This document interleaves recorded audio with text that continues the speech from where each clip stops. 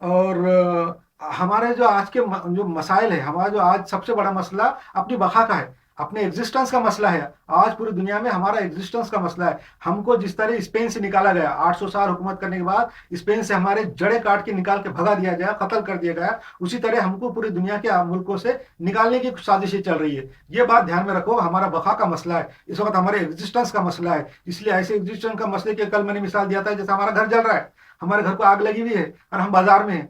हमको नहीं मालूम, हमारा पूरा खानदान बाजार में है, बाजार में चीजें खरीद रहा है, पर्दे खरीद रहा है, डेकोरेशन की चीजें खरीद रहा है, बेडशीट खरीद रहा है, और हम बाजार में लगे हुए हैं, और हमारा घर उधर जल रहा है, हमारे मोहल्ले में घर को आग लगी हुई है। कोई अगर आके इत्तला दे रहा, कोई हमारा पड़ोसी आके बोल रहा है देखो तुम्हारा घर जल रहा है, तो हमारा काम क्या है, सीधा बाजार में छोड़े, बाजार को छोड़े, सीधा घर की तरफ भागे और घर को बुझाने की कोशिश करे। सबसे पहले पानी डाले, घर को बुझाए।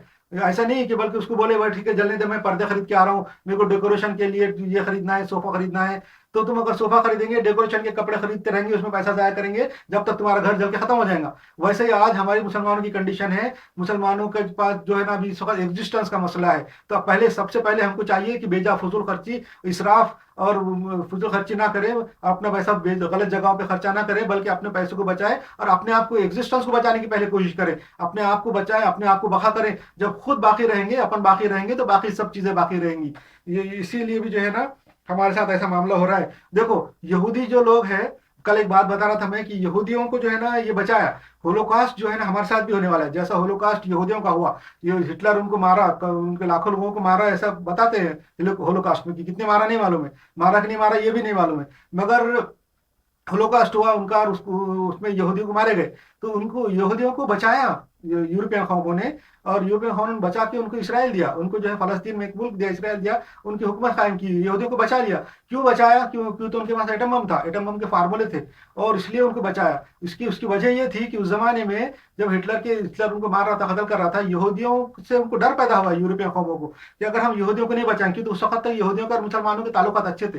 फलस्तीन जो है मुसलमानों के कब्जे में था, और इसराइल कायम नहीं हुआ था। फलस्तीन तो चले गया था मुसलमान कब्जे से। फलस्तीन तो 1920 में ही तो सल्तनत उस्मानिया की तुर्की खत्म होने के बाद चले गया था, ब्रिटिश के हाथ में था। मगर अभी इसराइल नहीं बना था, वहां पे इसराइल की हुकूमत नहीं थी।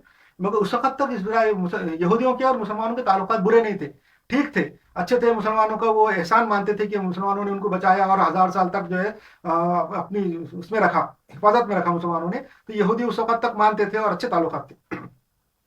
जब हिटलर ने होलोकास्ट किया, यहूदियों को मारा, तो उस टाइम पे जो है ये कभी डर पैदा हो गया था यूरोपियन कौम के दिमाग में, कि यहूदी कहीं अगर हमकी मदद नहीं करेंगे, यहूदियों को अगर ऐसी मरने देंगे, ये हिटलर मारेंगे उनको, तो हो सकता है ये एटम बम को फार्मूला वापस तुर्की को वालों को दे देंगे, या मुसलमानों को दे देंगे। यहूदी यहूदी अगर वो एटम बम को फार्मूला मुसलमानों को दे देते, तुर्की को दे देते, फिर से तुर्की हुकूमत कायम हो जाती, सल्तनत उस्मानिया पूरी दुनिया पे फिर से छा जाती, और पूरे मुसलमान गालिब हो जाते। इस डर के और खौफ की वजह से यहूदियों को उन्होंने बचाया, और बचा के फलस्तीन में उनको हुकूमत दी, और वो मुसलमानों के पास एटम बम आने से बचाने के लिए भी किया। मगर आज हमारी ये कंडीशन है कि हमको पूरी दुनिया से निकाला जा रहा है। जिस तरह स्पेन से निकाला गया, वैसा हमको निकालने की कोशिश चल रही है। बोस्निया के अंदर कितना मारा, कितना कत्ल किया, कितना नुकसान किया, कितने मुसलमान औरतों की इज्जतें खत्म की।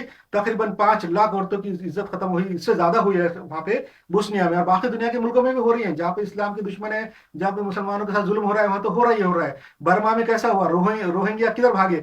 हाँ, तो ये सारी बातें पूरी दुनिया में अब फिर से हो रही है। मुसलमान का होलोकास्ट होगा, और हमको कोई बचाने वाला नहीं है।